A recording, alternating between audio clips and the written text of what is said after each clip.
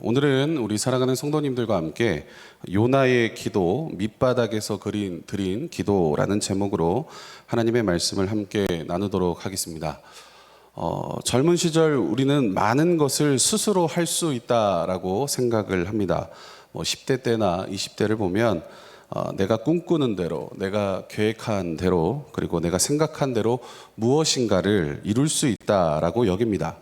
그리고 꽤 많은 것들을 내가 할 수 있다라고 생각을 합니다.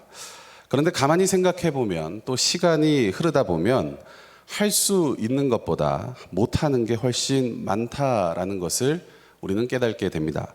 나이가 들어갈수록 과거에 잘했던 것도 이제는 낯설고 어색하고 불편해집니다. 옛날에는 요리도 잘했는데 이제는 간 맞추는 것도 참 어렵다라고 그렇게 말씀하시는 어르신들의 이야기도 듣게 됩니다.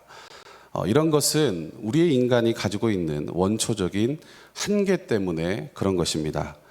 사람이 태어날 때 가지고 있는 원초적인 한계가 있잖아요. 그것은 어떤 거냐면 시간과 공간에 갇혀 있는 존재다라는 겁니다. 과학기술이 아무리 발전해도 시간과 공간의 한계를 뛰어넘기란 쉽지가 않습니다.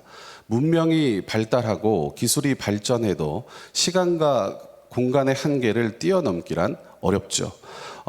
우리가 그 시간과 공간 안에 그 제한에, 그 한계 안에 살아감을 우리는 부인할 수가 없습니다. 그런데 이런 생각을 해보셨습니까? 지금도 이런 시간과 공간의 한계를 만드신 분이 누구인가? 무신론자들은 그냥 생겨났다라고 얘기합니다. 태어나 보니까 이런 한계 가운데 갇혀서 이미 그 한계가 우리를 가둬놓고 그 안에서 살아가는 존재다. 우리는 그렇게 이야기를 합니다. 무신론자들은. 그런데 그렇지 않죠. 성경은 분명하게 이야기하기를 하나님께서 시간과 공간을 창조하셨음을 우리에게 분명하게 이야기를 합니다. 우리 창세기 1장 1절을 한번 읽어보도록 하겠습니다. 태초에 하나님이 천지를 창조하시니라. 아멘. 여기에 보면 태초에라는 것은 시간의 시작을 의미하는 것이고 천지라는 것은 공간을 의미하는 겁니다. 그렇다면 하나님이 처음 만드신 것은 시간과 공간이라는 것을 우리는 알 수가 있습니다. 그리고 그 시간과 공간 안에 사람과 동식물들이 살아가도록 그렇게 하셨습니다. 이렇게 따져보면 인간은 하나님이 창조하신 시간과 공간 안을 벗어날 수가 없는 존재라는 것이죠. 인간이 하나님의 얼굴을 피해서 도망을 간다. 어리석은 일인 것입니다. 하나님이 공간을 창조하셨는데 숨으면 어디에 숨을 수 있다라는 것입니까? 또 시간을 거슬러 올라간다라는 것 자체가 말이 안 되는 것이죠.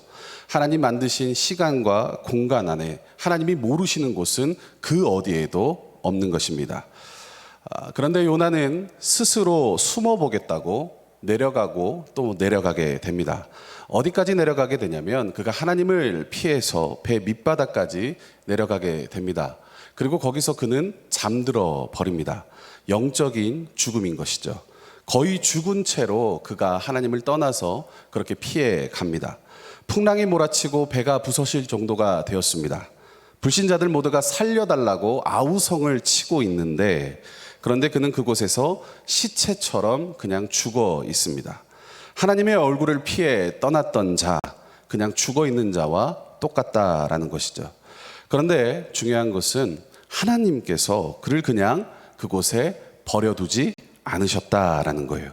하나님은 선원들을 통해서 그를 바다에 던지게 하십니다. 그리고 이미 큰 물고기를 준비하시고 예비하십니다. 우리 요나서 1장 17절을 한번 읽어봅니다. 시작. 여호와께서 이미 큰 물고기를 예비하사 요나를 삼키게 하셨으므로 요나가 밤낮 3일을 물고기 뱃속에 있느니라. 아멘. 성도 여러분, 우리가 지금 여기서 물고기 뱃속이 의미하는 게 무엇인지 아십니까? 이게 참 중요한데 이것을 어린아이의 동화 같은 이야기로 우리는 생각하면 안 되는 것이죠.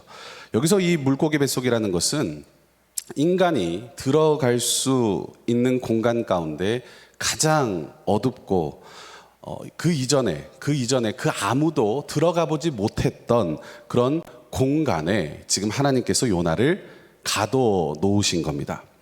하나님께서는 요나에게 니느웨로 가라고 하셨습니다. 그런데 요나가 하나님의 말씀에 정반대로 다시스로 가잖아요. 공간을 자기 마음대로 넘나들었습니다. 하나님의 말씀과 상관없이 하나님의 말씀을 부인하면서 자기 마음대로 공간을 왔다 갔다 했던 그 요나. 이제는 하나님께서 그 요나를 하나님의 그 공간 안에 지금 가둬 놓으신 겁니다. 이 물고기 뱃속에는요, 빛이 들어오지 않습니다. 빛이 들어오지 않는다라는 것은 밤낮 구분이 되지 않는다라는 것이죠. 지금이 낮인지 지금이 밤인지 며칠이 지났는지 알 수가 없다는 겁니다.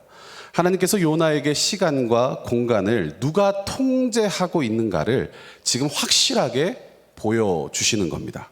너는 나를 피해서 떠날 수 있다라고 생각을 했냐? 그렇게 믿었냐? 그런데 그렇지 않다는 거예요. 이미 하나님께서는 큰 물고기를 준비하셨고 그 물고기 뱃속에 지금 요나를 가둠으로써 하나님은 그를 벌하고 계신 겁니다. 중요한 것은요, 우리가 쭉 읽어보면 하나님은 한마디도 하시지 않는다라는 거예요. 너에게 왜 이런 일이 일어났는지, 너에게 왜 이런 상황 가운데 너가 처했는지에 대해서 하나님은 단 한 번도 말씀하시지 않습니다. 그렇다면 하나님은 어떻게 하시는 거냐면 그냥 느끼라는 것이죠. 내가 이 자체, 이 상황, 이 자체에서 지금 벌받고 있는 것을 지금 이 자리에 네가 왜 들어와 있는지 충분히 이해하고 느끼라고 하나님이 거기에 그냥 아무 말씀도 하시지 않는 채 하나님의 그 공간 안에 이 요나를 가둬 놓으신 겁니다. 꼼짝달싹하지 못합니다. 움직일 수가 없습니다. 그걸 통해서 하나님이 뭘 나타내는 겁니까? 이 공간의 주인과 시간의 주인이 누구인가를 철저하게 말씀하지 않은 채 그냥 보여주시고 나타내 주시는 겁니다. 그런데 요나는 버티는 힘이 너무나도 대단하다라는 것이죠. 3일 동안 버팁니다. 아주 강한 자아를 가진 인간의 모습을 보여주는 겁니다. 그 속에서 절대 기도하지 않습니다. 어떤 일도 그 무엇도 하지 않습니다. 하나님과 어떻게 보면 팽팽한 줄다리기를 하는 것처럼 보여집니다. 그러다가 그가 결국에는 두 손 두 발을 다 들게 되죠.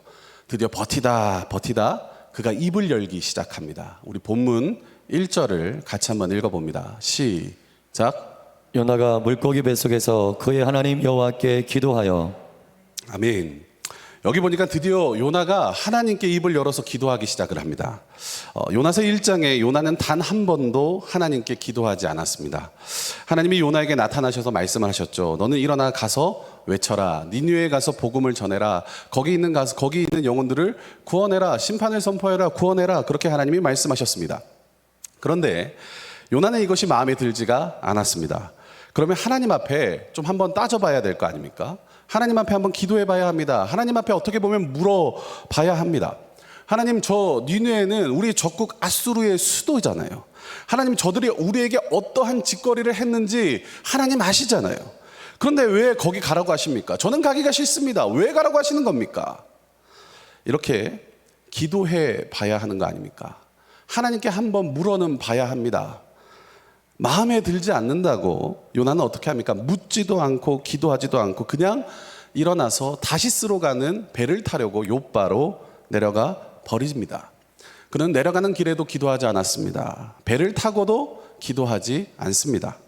풍랑이 쳐서 선원들이 요나를 이제 끄집어내죠. 배 밑바닥에 있는 요나를 끄집어냅니다. 불신자들입니다. 그들이 끄집어내서 얘기합니다. 내가 믿는 하나님께 소리 한번 쳐봐라. 이 말이 뭡니까? 네가 믿는 하나님께 기도 한번 드려봐라. 이 말입니다. 그런데 그래도 그는 기도하지 않습니다. 차라리 뭐라고 얘기합니까? 나를 들어 바다에 던져라. 이 말이 뭐냐면 내가 바다에 들어서 물고기 밥이 되는 한이 있더라도 나는 하나님께 기도하지 않겠다. 이거 아닙니까? 마치 결심이라도 한 것처럼 내가 기도하지 않겠다, 하나님 앞에 물어보지 않겠다라는 뭔가 대단한 결심을 한 것처럼 단 한 번도 요나는요 그 입을 열어서 기도하지 않습니다. 그런데 기도할 수 있는 순간에 정말 많은 순간들이 있었는데 그 순간에 기도하지 않았던 이 요나가 이제 이 아주 좁은 이 작은 공간에 이 물고기 뱃속, 빛이 없어요. 어둠밖에 없어요. 캄캄합니다. 그 공간에 들어가서야 드디어 그가 하나님께 기도를 합니다. 성도 여러분, 여기서부터 반전이 일어나게 됩니다. 우리 인생도 보면 기도할 수 있을 때는 기도하지 않고 기도할 수 없을 때 코너에 거의 끝까지 몰려가서야 그제서야 기도할 때가 참 많잖아요. 편할 때, 사방 모든 것이 뚫려 있고 열려 있을 때, 그때 기도하면 얼마나 좋겠습니까? 그런데 그때 하나님 앞에 엎드리고 간구하고 기도하고 하나님의 뜻을 제대로 분별해서 묵상하고 주님의 길을 걸어가면 너무나 좋겠죠. 오히려 문제가 생기고 꼼짝달싹 못합니다. 물고기 뱃속에서 어둠 가운데 빛도 들어오지 않아요. 캄캄합니다. 아무것도 보이지 않습니다. 갇혀있는 그때 그제서야 입을 열어 기도할 때가 너무나 많다라는 겁니다. 그런데 중요한 것은요, 그 입을 여는 것, 그 행위 자체가 아주 깊은 곳, 어떻게 보면 인생의 거의 밑바닥까지 내려간 상태라 할지라도, 우리는 그것이 작은 신음소리라 할지라도 우리는 하나님 아버지께 기도해야 할 줄로 믿습니다. 한마디로 그럼에도 불구하고 그래도 기도해야 한다라는 겁니다. 아멘이십니까? 우리 이 새벽에 우리 사랑하는 성도님들 중에 답답한 분, 아니면 인생의 코너에 몰려 계신 분, 아니면 내 힘으로 버텨내게 버거운 그런 만약에 성도님들이 계신다면 기억하시길 바랍니다. 하나님은 물고기 뱃속에서라도 기도하면 들으십니다. 어떠한 상황, 어떠한 환경 가운데 처한다 할지라도 우리 하나님은 기도하기를 원하심을 믿으시길 바랍니다. 하나님은 요나를 코너로 이렇게 몰아 넣으셨죠. 3일 동안 요나는 버팁니다. 그곳에서 버티고 또 버티고 드디어 그 입이 열리기 시작합니다. 요나는 자기가 지금 기도하고 있는 이 자리를 어떻게 표현하고 있느냐, 우리 본문 2절을 같이 한번 읽어봅니다. 시작. 이르되 내가 받는 고난으로 말미암아 여호와께 불러 아뢰었더니 주께서 내게 대답하셨고 내가 스올의 뱃속에서 부르짖었더니 주께서 내 음성을 들으셨나이다. 아멘. 지금 요나가 자기가 지금 기도하고 있는 상황과 처지 형편을 뭐라고 얘기하냐면 수올의 뱃속에서라고 얘기합니다. 여기서 수올이라고 하는 것은 지옥을 의미하는데 지금 뭐예요? 지금 내가 지옥의 한 복판에서 내가 부르짖을 때에 하나님이 들으셨다라고 고백을 하는 거예요. 이 말은 하나님께서 어디에서나 다 들으시는 분이라는 것입니다. 또 본문 6절을 한번 읽어봅니다. 시작. 내가 산의 뿌리까지 내려갔사오며 땅이 그 빗장으로 나를 오래도록 막았사오나 나의 하나님 여호와여 주께서 내 생명을 구덩이에서 건지셨나이다. 아멘. 여기 보면 요나가 자기가 있는 곳을 산의 뿌리라고 고백합니다. 산의 뿌리. 성도 여러분, 산의 뿌리를 보신 적이 있습니까? 이 산의 뿌리라고 하는 것은 뭐냐면 가장 깊은 곳이에요. 땅속에서 가장 깊은 곳을 의미합니다. 이 말은 뭐냐면 자기의 인생의 가장 밑바닥까지, 가장 깊은 곳까지 지금 내려갔다라는 거예요.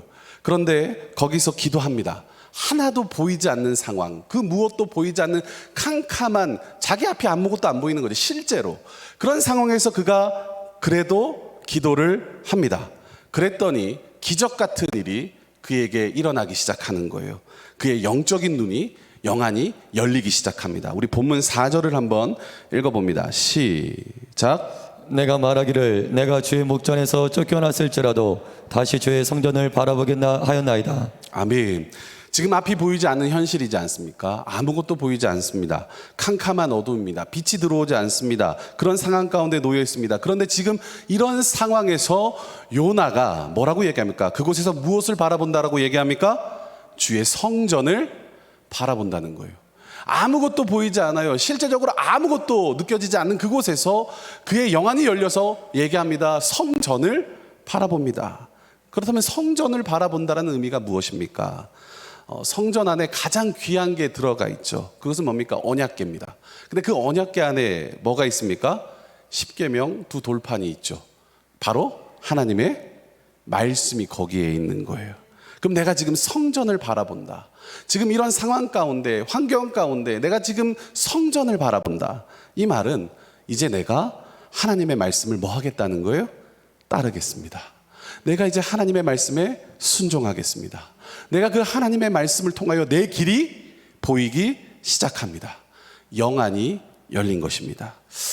예수님 시절에도 제자들이 예수님과 길을 가다가 이런 대화를 한 적이 있습니다. 날 때부터 소경된 자를 보게 되죠. 제자들이 묻습니다. 이 사람이 날 때부터 소경된 것은 누구의 죄 때문입니까? 부모의 죄입니까? 자기의 죄입니까? 예수님께서 이 대화 끝에 이렇게 말씀하시죠. 무릇 보는 자가 뭐가 있냐? 죄가 있다는 거예요. 보지 못하는 자는 죄가 없다는 거죠. 보지 못하니까 죄를 짓지 않는다라고 그렇게 얘기하십니다.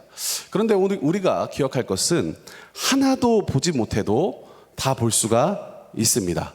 기도하면 캄캄한 어둠 가운데서도 길이 보이는 줄 믿으시길 바랍니다. 캄캄한 어둠 가운데 현실의 그 상황 앞에서 내가 어디로 가야 할지, 무슨 일을 해야 할지, 누구를 만나야 할지, 내가 어떻게 살아야 할지 아무것도 알지 못할 때, 그런데 그때 기도하니까 하나님께서 주의 성전을 보여주시는 거죠. 바라보게 하시는 거예요. 그리고 결단하게 하시고 그 가운데 요나에게, 그리고 우리 모두에게 길을 보여주시는 줄 믿으시길 바랍니다. 그러므로 사랑하는 성도 여러분, 답이 보이지 않을 때 기도밖에는 답이 없습니다. 길이 보이지 않을 때 그때 기도하면 하나님의 성전이 보이고, 그리고 성전에서 가장 중요한 말씀을 따라가도록 그 말씀을 통해서 우리에게 길을 보여주시고 일러주시는 줄 믿으시길 바랍니다.